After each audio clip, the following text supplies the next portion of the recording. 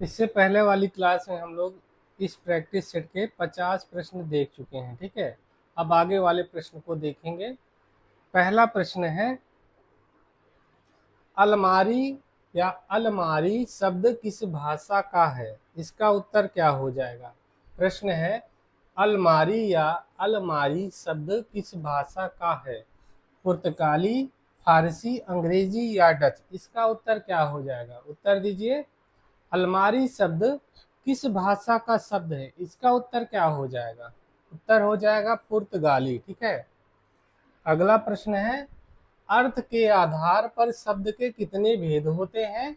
2, 3, 4 या 5? अर्थ के आधार पर यहाँ पर शब्द के भेद पूछ रहा है। ठीक है, इसका उत्तर क्या हो जाएगा? अर्थ के आधार पर पूछ रहा है तो 3 होते हैं। ठीक है, अर्थ के आधार पर शब्द के 3 भेद होते हैं। कौन कौन से होते हैं? एकार्थी शब्द, एकार्थी हो गया, अनेकार्थी हो गया, और क्या हो गया? पर्यायवाची। अर्थ के आधार पर शब्द के 3 भेद होते हैं। ठीक है, कौन कौन से?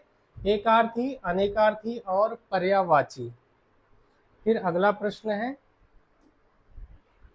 बनावट या रचना के आधार पर शब्द के कितने भेद होते हैं? बनावट या रचना के आधार पर शब्द के कितने भेद होते हैं? इसका उत्तर क्या हो जाएगा? उत्तर दीजिए। 2, 3, 4 या 5?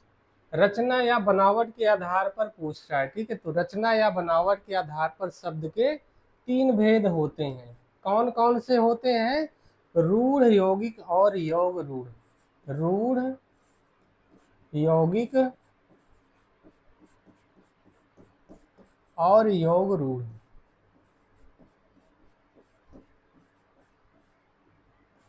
ठीक है, बनावट या रचना के आधार पर शब्द के 3 भेद होते हैं, याद रखिएगा, रूढ़, यौगिक और योग रूढ़। ये प्रश्न अक्सर पूछे जाते हैं। ठीक है, इस टाइप के, तो याद रखिएगा। अगला प्रश्न है, विद्यालय शब्द किस प्रकार का शब्द है? रूढ़, यौगिक, विद्याधन आलय, योग रूढ़ या देशज? इसका उत्तर क्या हो जाएगा? विद्यालय किस प्रकार का शब्द है? तो विद्यालय क्या है? यौगिक शब्द है। ठीक है, 2 शब्द, ये विद्या और आलय से मिलकर बना है।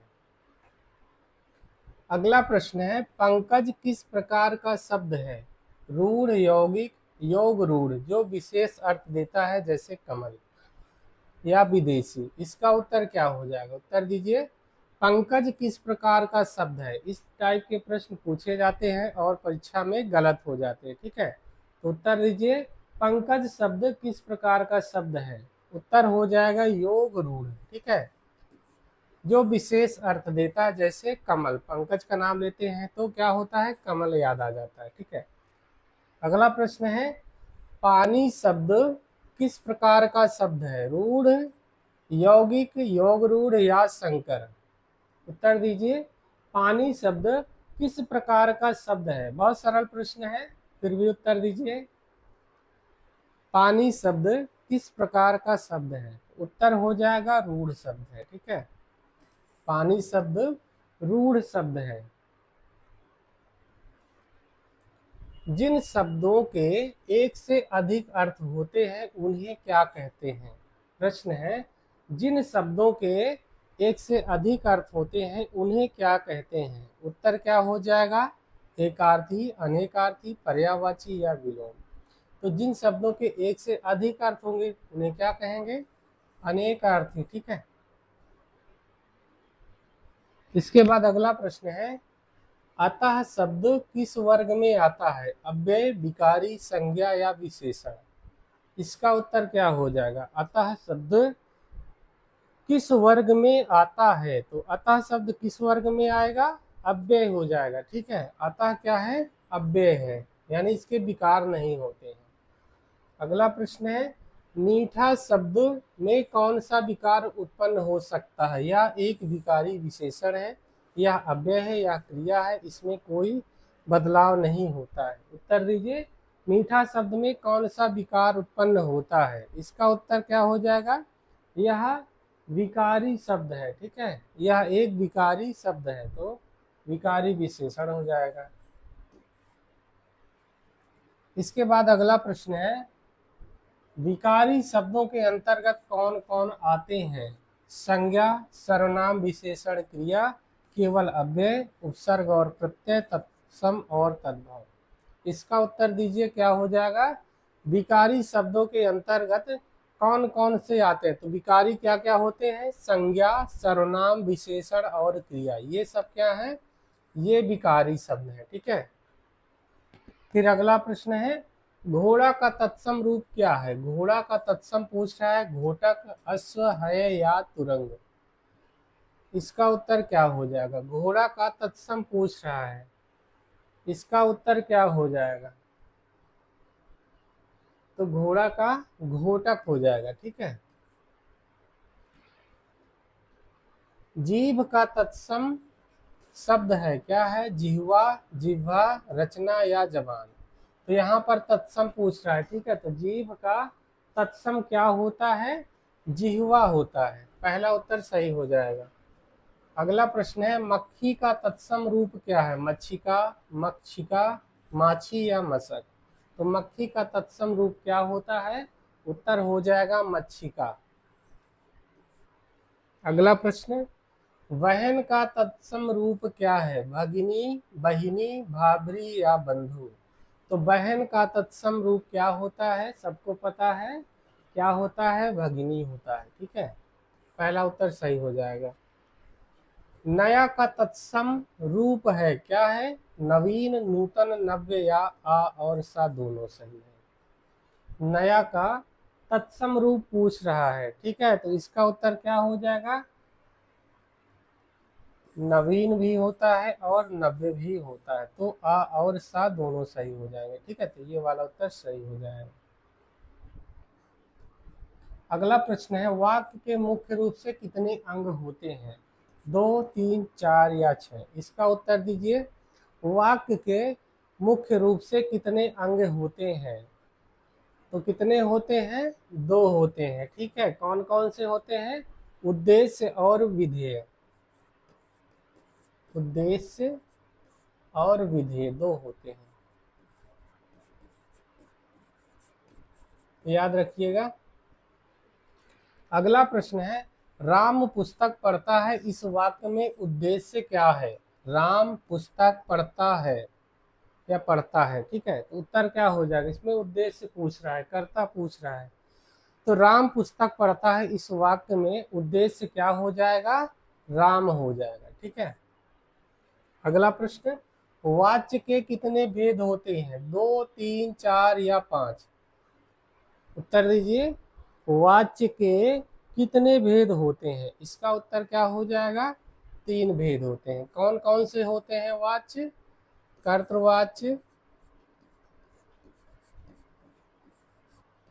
दूसरा है कर्मवाच्य, और तीसरा क्या है? भाववाच्य। याद रखिएगा, कर्तृवाच्य, कर्मवाच्य और भाववाच्य, वाच्य के 3 भेद होते हैं। मुझसे उठा नहीं जाता, वाक्य में कौन सा वाच्य है? मुझसे उठा नहीं जाता, इस वाक्य में कौन सा वाच्य है? कर्तृवाच्य, कर्मवाच्य, भाववाच्य या इनमें से कोई नहीं। तो मुझसे उठा नहीं जाता यानी कि भाव की प्रधानता है, तो भाववाच्य हो जाएगा। जहां पर कर्ता की प्रधानता रहेगी वहां पर कर्तृवाच्य, जहां पर कर्म की प्रधानता रहेगी वहां पर कर्मवाच्य, और जहां पर भाव की प्रधानता रहेगी वहां पर भाववाच्य होता है। राम द्वारा पत्र लिखा गया में कौन सा वाच्य है? कर्तृवाच्य, कर्मवाच्य, भाववाच्य या मिश्र वाक्य। इसका उत्तर दीजिए। राम द्वारा पत्र लिखा गया में कौन सा वाच्य है? तो उत्तर क्या हो जाएगा? कर्मवाच्य हो जाएगा, ठीक है। राम द्वारा पत्र लिखा गया, इसमें कौन सा वाच्य हो जाएगा? कर्मवाच्य हो जाएगा। हिंदी में पूर्ण विराम का प्रयोग किस स्थान पर किया जाता है? वाक्य के अंत में, वाक्य के मध्य में, प्रश्न पूछने पर या आश्चर्य व्यक्त करने पर। पूर्ण विराम कहाँ पर प्रयोग किया जाता है? उत्तर दीजिए। तो उत्तर हो जाएगा वाक्य के अंत में पूर्ण विराम का प्रयोग किया जाता है। अगला प्रश्न है, अल्प विराम या कामा का चिन्ह इनमें से कौन सा है? आ वाला, बा वाला, सा वाला या दा वाला? इसका उत्तर क्या हो जाएगा? अल्प विराम या कामा का चिन्ह इनमें से कौन हो जाएगा? तो उत्तर हो जाएगा, पहला ही उत्तर सही हो जाएगा। ठीक है। इसके बाद अगला प्रश्न है, योजक चिन्ह का प्रयोग कहाँ होता है? द्वंद्व समास के पदों के बीच, वाक्य के अंत में, किसी के कहे वाक्य को दिखाने के लिए, या कोष्ठक में। योजक चिन्ह का प्रयोग कहाँ किया जाता है? उत्तर दीजिए। तो योजक चिन्ह का प्रयोग द्वंद्व समास के पदों में बीच में किया जाता है। अगला प्रश्न, विस्मयादि बोधक चिन्ह कौन सा है? आ वाला, बा वाला, सा वाला या दा वाला? इसका उत्तर क्या हो जाएगा? विस्मयादि बोधक वाक्य चिन्ह इनमें से कौन सा है? विस्मयादि बोधक पूछ रहा है। ठीक है। तो उत्तर क्या हो जाएगा? पहला ही उत्तर सही हो जाएगा। ये क्या है? प्रश्नवाचक है। ठीक है। अगला प्रश्न है, निम्नलिखित में से शुद्ध वाक्य का चयन कीजिए। शुद्ध वाक्य बताना। श्री राम 14 वर्ष के बाद वन से वापस लौटे। श्री राम 14 वर्ष के बाद वन से लौटे। राम वन से वापस लौट आए। वन से वापस श्री राम लौटे। इसका उत्तर क्या हो जाएगा? उत्तर दीजिए। उत्तर क्या हो जाएगा? श्री राम 14 वर्ष के बाद वन से लौटे। ठीक है। तो बा वाला उत्तर सही हो जाएगा। अगला प्रश्न है, शुद्ध वर्तनी वाला शब्द कौन सा है? आशीर्वाद, आशीर्वाद, आशीर्वाद या आशीर्वाद? इसका उत्तर क्या हो जाएगा? शुद्ध वर्तनी, ये अक्सर पूछा जाता है। ठीक है। मोस्ट इंपॉर्टेंट प्रश्न है। आशीर्वाद शुद्ध, इसमें कैसा लिखा जाएगा? ठीक है। उत्तर क्या हो जाएगा? आशीर्वाद। पहला वाला उत्तर सही हो जाएगा। अगला प्रश्न है, कवयित्री की शुद्ध वर्तनी कौन सी है? कवयित्री, कवित्री, कवियत्री या कवयित्री? इसका उत्तर क्या हो जाएगा?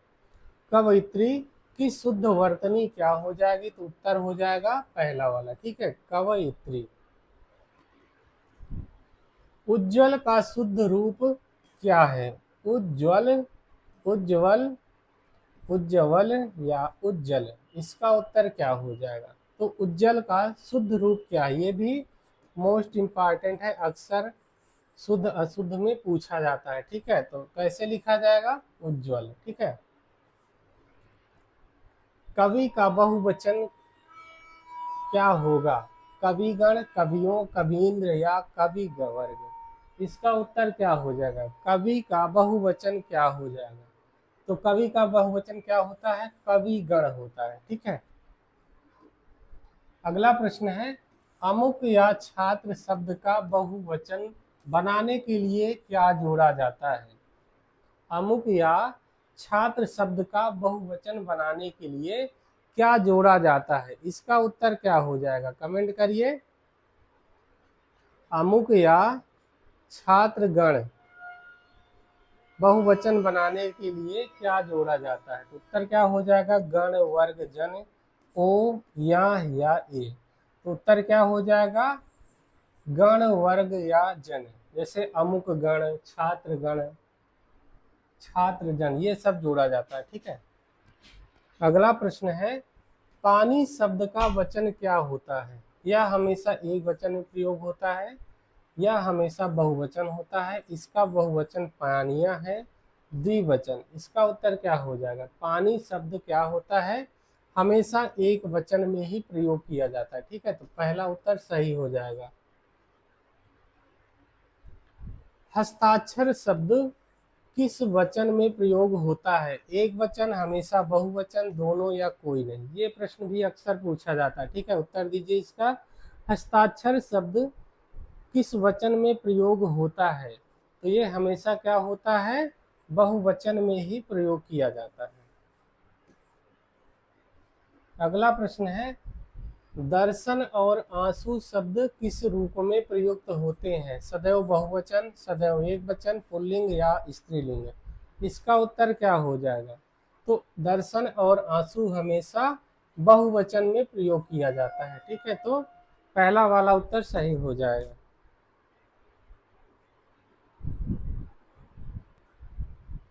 फिर अगला प्रश्न है,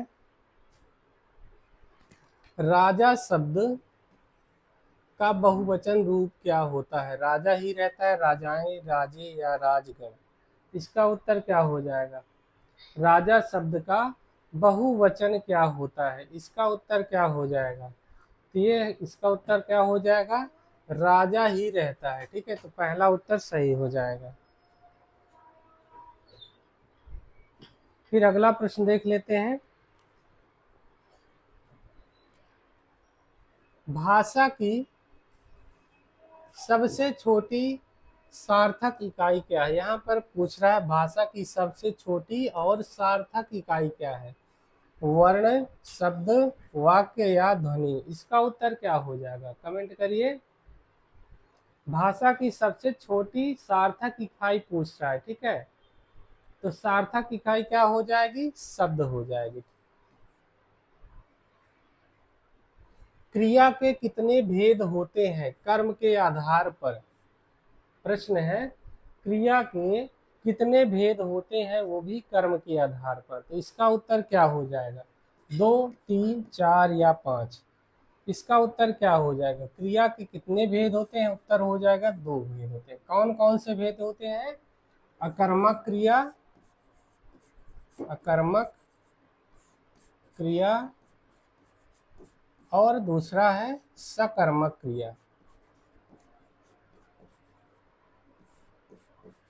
याद रखिएगा, क्रिया के कितने भेद होते हैं? तो 2 भेद होते हैं, अकर्मक क्रिया और सकर्मक क्रिया। पक्षी आकाश में उड़ते हैं, इस वाक्य में उड़ना किस प्रकार की क्रिया है? अकर्मक क्रिया, सकर्मक क्रिया, द्विकर्मक क्रिया या प्रेरणार्थक क्रिया? इसका उत्तर क्या हो जाएगा? पक्षी आकाश में उड़ते हैं, इस वाक्य में उड़ना किस प्रकार की क्रिया है? तो ये क्या हो जाएगी? अकर्मक क्रिया हो जाएगी। ठीक है, राम ने सेब खाया, इस वाक्य में खाना कैसी क्रिया है? सकर्मक क्रिया, अकर्मक क्रिया, सहायक क्रिया या नाम धातु क्रिया? तो राम ने खाना खाया, इस वाक्य में खाना कैसी क्रिया है? इसका उत्तर क्या हो जाएगा? सकर्मक क्रिया हो जाएगा। ठीक है,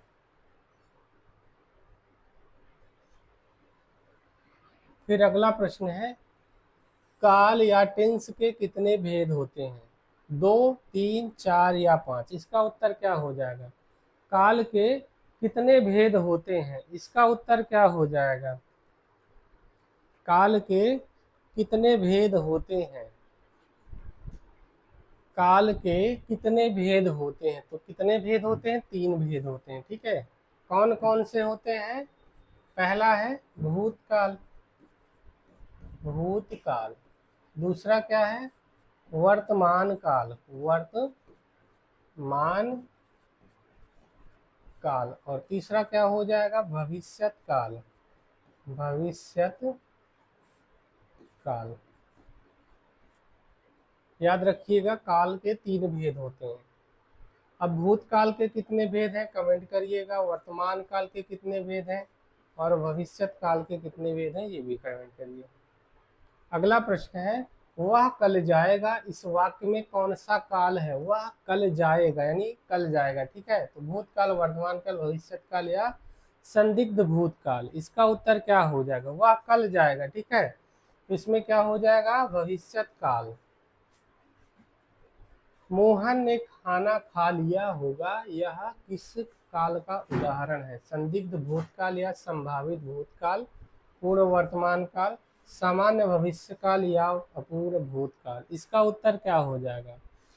मोहन ने खाना खा लिया होगा, यह किस काल का उदाहरण है? उत्तर हो जाएगा संदिग्ध भूतकाल। ठीक है, या संभावित भूतकाल। पहला उत्तर सही हो जाएगा। अगला प्रश्न है, हिंदी में लिंग, जेंडर के कितने भेद होते हैं? 2, 3, 4? इसका उत्तर क्या हो जाएगा? हिंदी में लिंग के कितने भेद होते हैं? तो 2 होते हैं। कौन कौन से होते हैं? पुल्लिंग और स्त्रीलिंग। ठीक है, तो पहला उत्तर सही हो जाएगा। अगला प्रश्न है, निम्नलिखित में से कौन सा शब्द हमेशा स्त्रीलिंग में होता है? मक्खी, कोयल, मछली, हाथी, तोता, गरुड़। इसका उत्तर क्या हो जाएगा?